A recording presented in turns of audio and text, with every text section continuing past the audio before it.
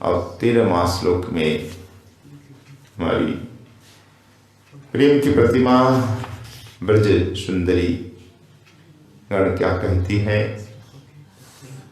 कि प्रणत कामदं पद्मजार्चितं निमण्डनं ध्येयमापदि चरणपङ्कजं सन्तमञ्चते रमननाश्वर्पयाधिहन।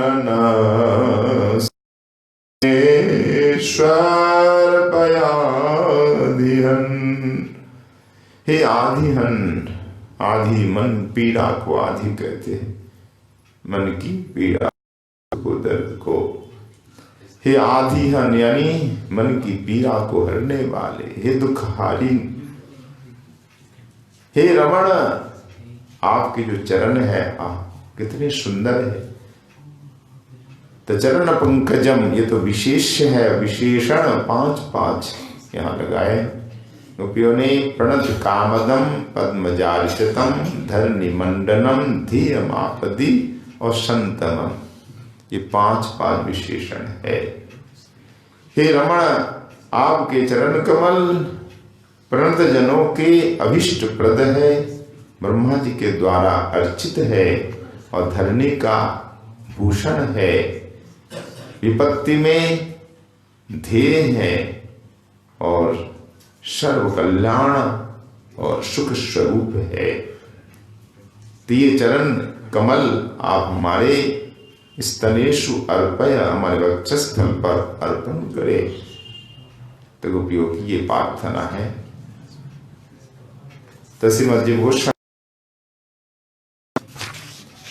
अपनी टीका श्री वैष्णव तोष्ण में बोल रहे हैं कि तदेवं प्रहर्षितम इत्यादि विस्तासम प्रेमोक्ति द्वारा पूर्वम अवर श्री कृष्णस्तासु पूर्वरागः श्री मुनीन्द्रेण कष्टीकृता। श्रीमद् भागवत जी में श्रीमद् गोपियों का पूर्वराग मुनीन्द्र श्री सुखदेव जी ने गोपीजनों का पूर्वराग सुंदर रूप से वर्णन किया वेणुगीत में। प्रेम के 2 रूप तो ही आप जानते हैं, मिलन और विरह। और विरह के भी 4 रूप है, मिलन के भी 4 रूप है। संभोग 4 प्रकार है, संपन्न बाद में, पहले संकीर्ण संक्षिप्त, फिर संपन्न समृद्धिमान, 4 है संभोग मिलन के रूप। ठीक इसी प्रकार विरह के 4 है, पूर्व राग, मान, प्रवास, प्रेम, वैचित्ति। तो पूर्व राग का वर्णन तो खूब हुआ है वेणुगीत में। मान, गोपी गीत मानो ये मानी है, राधा रानी का मान। फिर विरह, चारों विरह का रूप है। प्रवास, जब गौ चराने जाते हैं, जुगल गीत ये प्रवास का ही विरह है। मरमर गीत भी प्रवास का ही है। और फिर वहां है अनाथ काशी काशी माँ, ये प्रेम वैचित राधा रानी का जो विरह है, केवल राधा रानी में है। तो 4 विरह का भी रूप हम देखते हैं यहाँ श्रीमद् भागवत जी में। पर गोपियों का श्री श्याम सुंदर का कहाँ वर्णन है। तो गौरी वैष्णवाचार्य पर विद्वत कुल मुकुटमणि श्री जीव गोस्वामी महाराज कह रहे हैं, मुनिंद्र सुखदेव जी ने श्री कृष्ण का पूर्वराग वर्णन नहीं किया, अभी कर रहे हैं। प्रहर्षितम प्रिय से 3 श्लोक, ये श्री श्याम सुंदर का ही पूर्वराग है। पहले वर्णन नहीं किया, अलग से गोपियों के मुख से वर्णन किया, इसमें अधिक रस है। पूर्वराग है क्या, अब बार सुन ही रहे हैं। रतिरिया संगमात पूर्वम दर्शन श्रवणातिजा तयोरुन्मिलति प्राग्हि पूर्वरागा स उच्यते। दर्शन श्रवण आदि से संगम से पूर्व जो रति उत्पन्न होती है नायक नायिका के हृदय में, उस रति को ही पूर्वराग कहते हैं पंडित जन। तो गोपियों का पूर्वराग तो आपने श्रवण किया, और कृष्ण का तयो, या दोनों का पूर्वराग बताया गया, कृष्ण का भी राधा रानी का, गोपियों दोनों का। तो श्याम सुंदर का पूर्वराग कहाँ है? बोले ये पूर्वराग है। प्रहसितम प्रिय दिनपरी, जो 3 श्लोक आपने श्रवण किए। 10वां श्लोक प्रहसितम प्रिय चरसी जत ब्रजाचारयन पशुन, और 12वां है दिन परीक्षय नील कुंतले। ये तीनों श्याम सुंदर के पूर्वराग है। तो मनिंद्र सुखदेव जी ने पहले नहीं वर्णन किया, पर अभी गोपियों के मुखारबिंद से वर्णन किया। क्यों ऐसा किया? न इसमें अधिक रस है, ताभी अनुभूयमानतया वर्णनी नहीं व महारस बहत्वात्। भाई गोपियों ने अनुभव किया श्याम सुंदर का पूर्वराग, अनुभव करके वर्णन गोपी कर रही है, तो इसमें अधिक रस आएगा, महारसाभ है। एक तो सुन करके वर्णन करना, एक अनुभव पूर्वक करना, अधिक आनंद रस किसमें? अनुभव के साथ ही। अनुभव गोपियों का अनुभव है इसमें, अनुभव भी किसका? गोपियों का। हम श्रवण करते हैं, सुन करके बोलते हैं, उसमें उतना रस नहीं आता। पढ़ करके बोलते, वो भी रस नहीं आता। रस तब आएगा जब अनुभव के साथ बोले। कोई भी वस्तु का अनुभव हो तो उसमें अधिक रस होता है। तो यहाँ कृष्ण से श्याम सुंदर का पूर्वराग का अनुभव गोपियों ने किया। अब गोपियों के माध्यम से पूर्वराग का वर्णन होता, अधिक रसमय हुआ। तो प्रहसितम प्रिय, ये कृष्ण का पूर्वराग। गोपियों को देखकर हंसना, प्रेम अवलोकन करना, गोपियों को दिखा दिखा कर सखा के साथ खेलना, विहार करना, ये सब पूर्वराग है। खेलते खेलते गोपियों की ओर देखना, हंसना, कटाक्ष करना। सुबल देख, वो जो सुहानु किशोरी है ना, पदों में बहुत वर्णन है श्री कृष्ण पूर्वराग का, पर अधिक बंगला पदों में ही है। राधा रानी का पूर्वराग तो बहुत मिलता है, तो श्याम सुंदर का ही मिलता है पद बहुत। कभी सुबल के साथ खेलते खेलते उदास हो जाते हैं। क्यों? न राधा रानी की स्मृति आती है तो खेल में मन नहीं लगता, अकेले बैठे रहते हैं। तो सुबल आ जाते, भैया क्या हो गया तुम्हें? कन्हैया बोलो ना कुछ, तुझे क्या हो गया? अकेला क्यों बैठा है? बोलते नहीं। फिर तेरी भीतर में कोई दुख है, उदासी छाई हुई है। भैया बोल, हम तो तेरे प्रेम सखा है, तेरे हृदय की बोल। मित्र ऐसे होते हैं कि मित्र से हर बात कही जा सकती है। हृदय की बात मित्र से ही, बंधु से ही कही जा सकती है, सर्वत्र नहीं। ऐसी ऐसी गोपनीय बात होती है कि पत्नी से भी आप बोल नहीं सकते, पिता माता से नहीं, पुत्र से नहीं, केवल मात्र बंधु से ही प्रिय सकता। तो उन प्रिय मित्रों में सबसे प्रमुख स्थान है तो सुवल जी का है, इसके बाद मधुमंगल आदि है। तो हृदय की बात सब कुछ कह देते थे। सुवल पास में बैठ गया, कंधे में बाह डाल ली, मुख के सामने मुख लाकर बोलना, कन्हैया बोल, तेरे हृदय में क्या बीत रहा है, क्या दुख है, कोई बात है बोलना, मुझसे हो तो मैं उसका प्रतिकार करूं। कभी ठोड़ी को पकड़ लेते हैं, कन्हैया बोल, क्या दुख है। तब कन्हैया सब अपने हृदय का भाव उद्गार कर देते। सुवल बैठ पास में, तो कहूं तो एक सुबल उस काली दमन दिन माह, जिस दिन काली तह की लीला हुई थी ना, जब संपूर्ण ब्रज काली तह के तट पर आ गया था। संपूर्ण ब्रज का मतलब सभी ब्रजवासी, पिता माता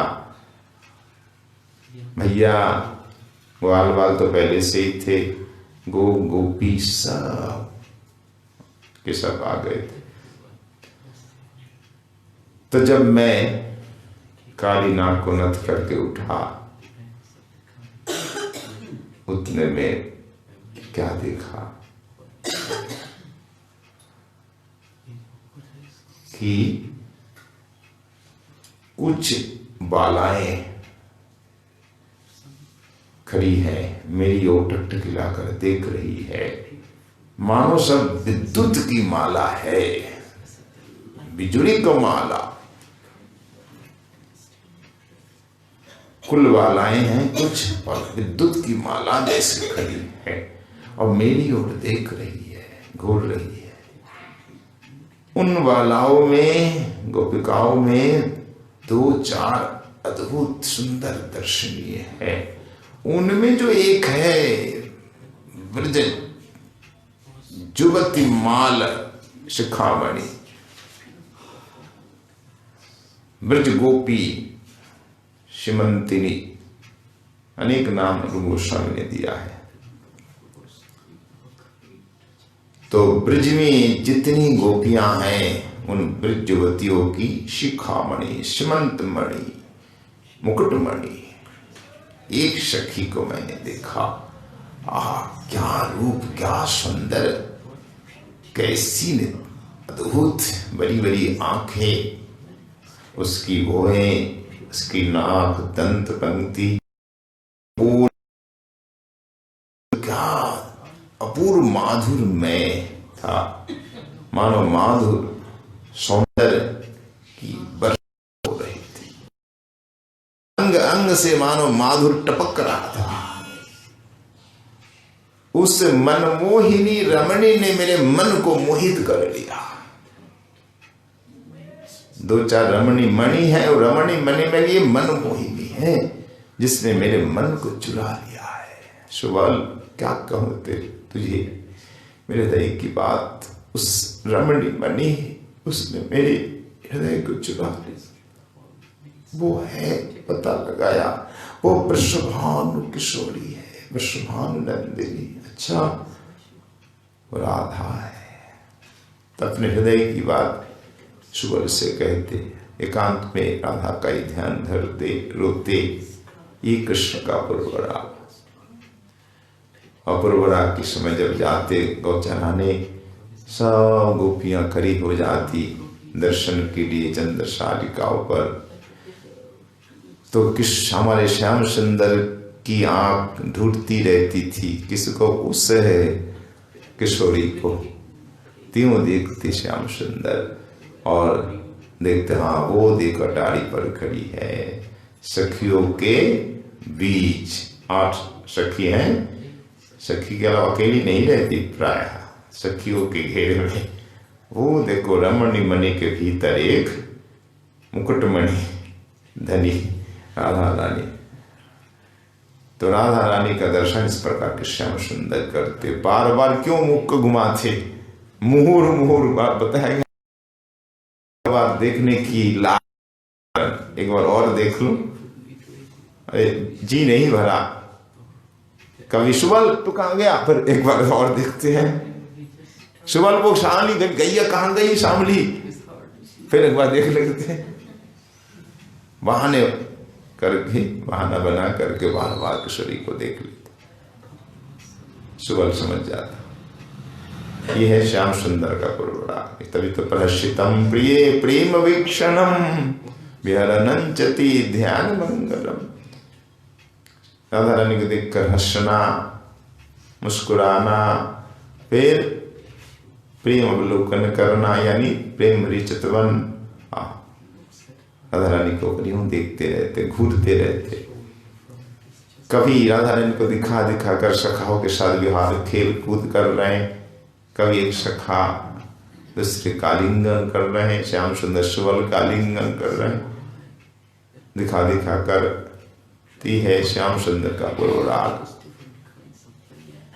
दिन परीक्षाएं जब सायंकाल आते हैं तो नीले नीले अलकों से आवृत मुखारविंद आज्ञादूत कमल जैसा, ये नीली अलके मानो भ्रमर की पंक्ति है और गोरज से धूसरित है।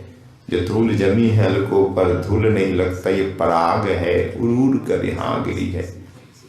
ऐसे कमल की तरह मुख कमल को बार बार पर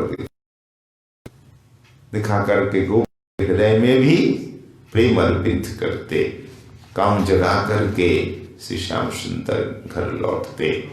इसलिए गोपी ने कहा कि आप इस तरह से मुहुर मुहुर मनसी न स्मरम जच्छसी, आप बार बार हमारे हृदय में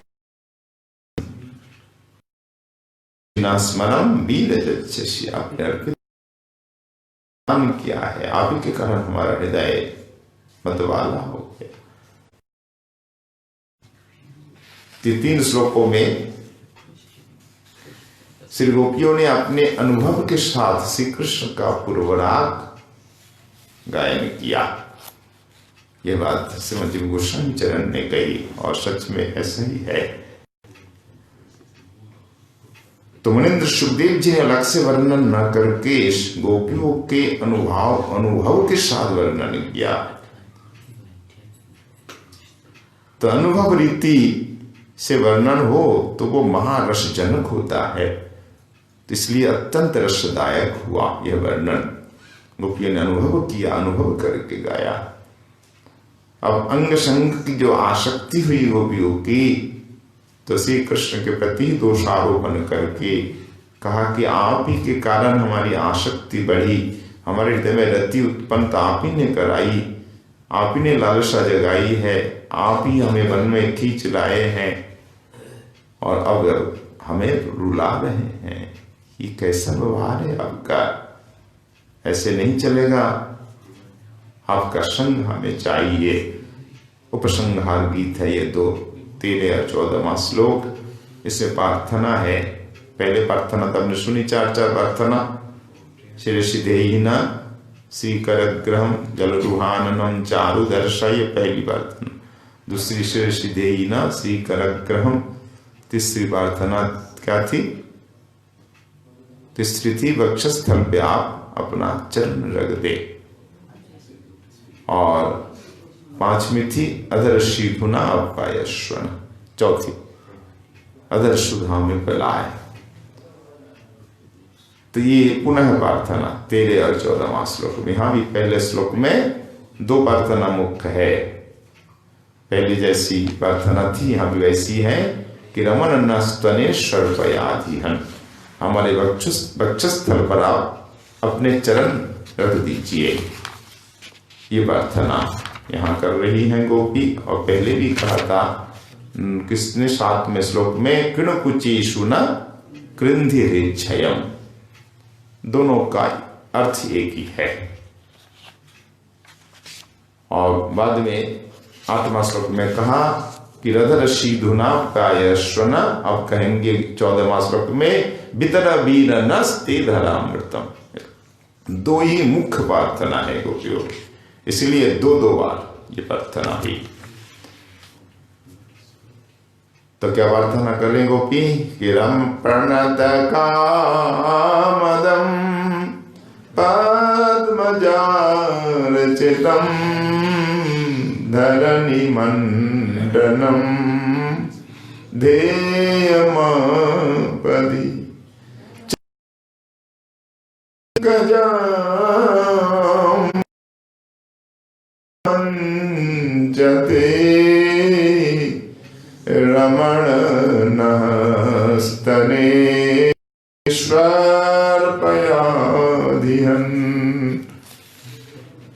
हे मन पीड़ा विनाशक, हे रमण, अनंत जनों की अभिष्ट प्रद ब्रह्मा जी के द्वारा अर्चित धरणी का मंडन, विपत्ति में ध्येय और कल्याण सुख स्वरूप आपका चरण कमल हमारे वक्षस्थल पर अर्पण कीजिए। दसवें गोस्वामी जी की टीका के अनुसार प्रणत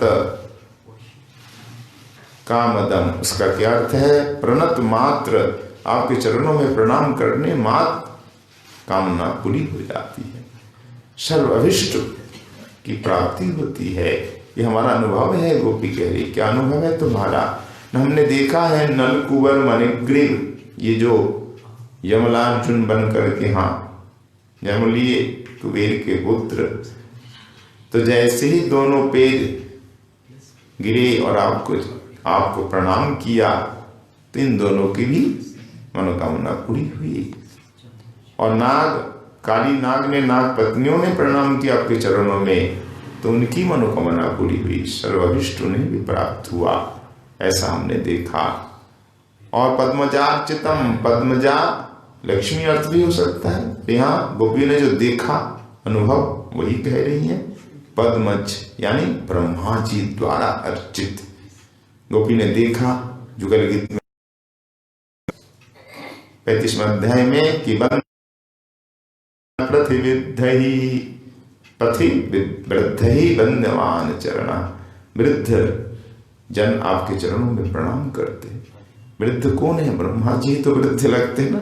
इस ब्रह्मांड में ब्रह्मा जी सबसे वृद्ध है।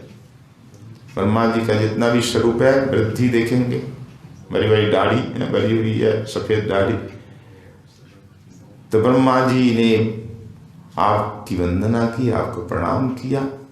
जब गोवत्स ग्वाल वालों का हरण किया, उसके बाद ब्रह्मा जी आए, आपको प्रणाम किया। और गोपियों ने देखा भी, केवल उस समय नहीं, जब गोचारण के लिए जाते तब भी आते, प्राय आते, काश में आकर के प्रणाम करते। अतः एव बालवत्सान हृत्वा ज्ञातत्वेन बंधमान चरण प्रतिविद्धि। बाल सखाओं को गोवत्स और सखाओं का हरण किया, ये गोपियों को पता है। ज्ञातत्वेन जाना, और इसलिए तो गोपी गीत में कहा कि बंधमान चरण, ये वंदना करते। तो आपके चरण ब्रह्मा जी के द्वारा बंदित है और लक्ष्मी जी के द्वारा भी बंदित है। कभी कभी गोपी कहती भी तो है कि चरण पद्मा मधु ब्रह्मल गीत में भी है, लक्ष्मी इस चरण की सेवा करती है। पता नहीं क्यों करती है, पर वो लक्ष्मी जी अत्यंत भोली भाली है, इसलिए आपकी बातों में आकर आपके चरणों की सेवा करती। तो लक्ष्मी जी के द्वारा भी सेवित, ब्रह्मा जी के द्वारा सेवित। और ब्रह्मा जी के प्रार्थना पर आप आए हैं, पहले भी बताया गोपी गीत में भी खनसास्थित विश्वगुप्त, इसलिए आप हुआ है। तो पद्मजा अनार्चितमिति परमैश्वर्यम, यानी पद्मज ब्रह्मा जी के द्वारा अर्चित, यहाँ ऐश्वर्य क्या प्रकाश हुआ, जो गोपी ने देखा, अनुभव किया। और धरणी मंडनम, यह माधुर्य है क्या? पृथ्वी का अलंकार है आपका चरण। जब आप चरण पड़ते ना, इस धरातल पर चरण रखते ही चिन्ह बन जाते हैं। और चिन्ह हमने अभी अभी देखे हैं रासलीला में ही, रासमंडल के आसपास वो चरण जहां जहां पड़े ना, वहां सुंदर निशान बन गया। और वहां चरणों में क्या है? चिन्ह में सुंदर सुंदर ध्वजा, वज्र आदि आदि चिन्ह है। ये कितना सुंदर है ना। ये पृथ्वी का मंडनित हुआ ना, सुंदर चरण, अंकित चरण हो, ध्वजा वज्र आदि से, तो एक आभूषण ही तो बन गया। तो पृथ्वी देवी मैया का यह आभूषण हो गया। सुंदर असाधारण लक्षण ऊर्ध्वजादि भीर मंडयती। तो श्री गोसाई चरण ने कहा, सुंदर साधारण लक्षण ध्वजादि द्वारा ये पृथ्वी भूषित हो गई है। इसके द्वारा पाद पद्म की सुंदरता भी ध्वनित है कि आपके चरण कितने सुंदर है, कोमल है, कितने सुंदर सुंदर लक्षण चिन्ह भी है आपके चरणों में। तो साधारण है।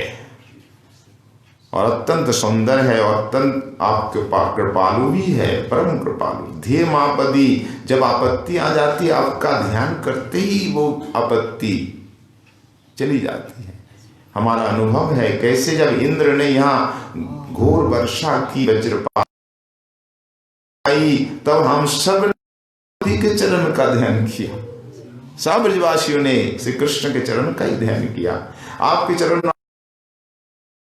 मुक्त हो गए तो सर्वार्थ, तो आपके चरण जो है सर्वार्थ साधन, यानी जो चाहो ध्यान करते वो वस्तु मिल जाए। सबके सभी प्रकार मनोरथ पूरक है आपके चरण कमल। धर्म अर्थ काम मोक्ष जो चाहो चरण का ध्यान करते वस्तु मिल जाती है। तो सर्वार्थ साधन हुआ है चरण, इसलिए स्वतः परम मंगल, इसलिए चरण आपका परम मंगलमय भी है। हमें तो कुछ चाहिए नहीं, बोले हाँ विपत्ति से उबारो, ये तो चाहिए हमें। क्या विपत्ति? विरह है विपत्ति, विरह से हमें उबारो। तो ये आपके चरण हमें विपत्ति से भी रक्षा करते, विरह रूपी विपत्ति से भी रक्षा करते हैं। ये चरण परम सुखदा, सुख भी देते हैं, परम फल है आपके चरण।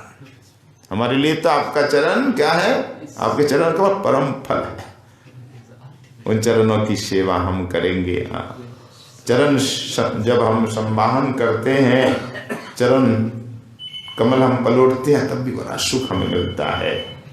तो सेवा काल में परम सुखतम है, सर्वार्थ साधन स्वरूप है, परम फल रूप है आपके चरण कमल, परम दुखहानि सुख प्राप्ति का उपाय।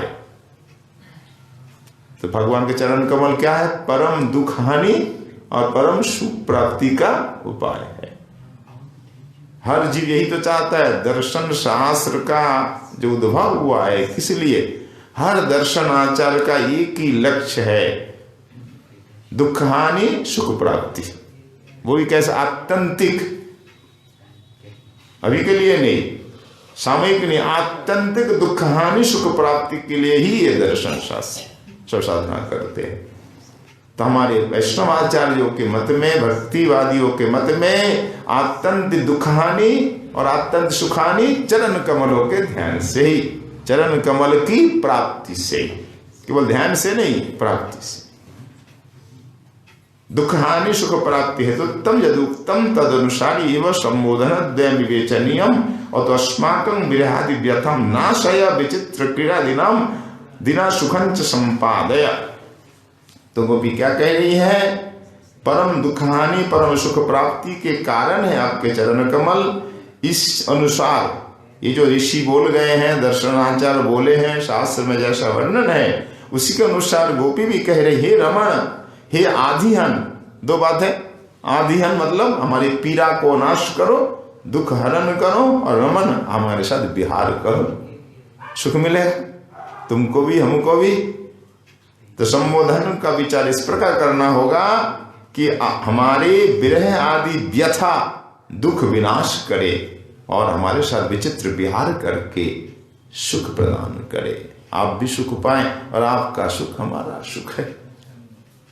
तो दो बात जो हर जीव चाहता है वही दो बात यहाँ है। पर यहाँ अपना सुख नहीं, विरह नाश से कृष्ण का भी तो दुख हो रहा है ना। कृष्ण के साथ विहार तो कृष्ण का भी तो सुख है, मतलब अपनी बता करके उनको सुख देना।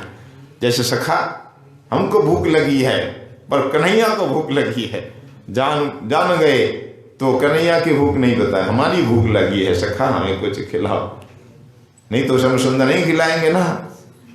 तो श्याम सुंदर के सुख के लिए खुद कह रहे हमें सुख दो, हमारा दुख नाश करो। पर होगा क्या? इसमें श्याम सुंदर का ही दुख नाश होगा, उन्हें ही सुख मिलेगा। ये घुमा कर कहना ये ब्रज की रीति है, सेवा करने की एक परिपाटी चतुराई है। तो यहां तक आज श्रवण हुआ तेरे मां श्लोक का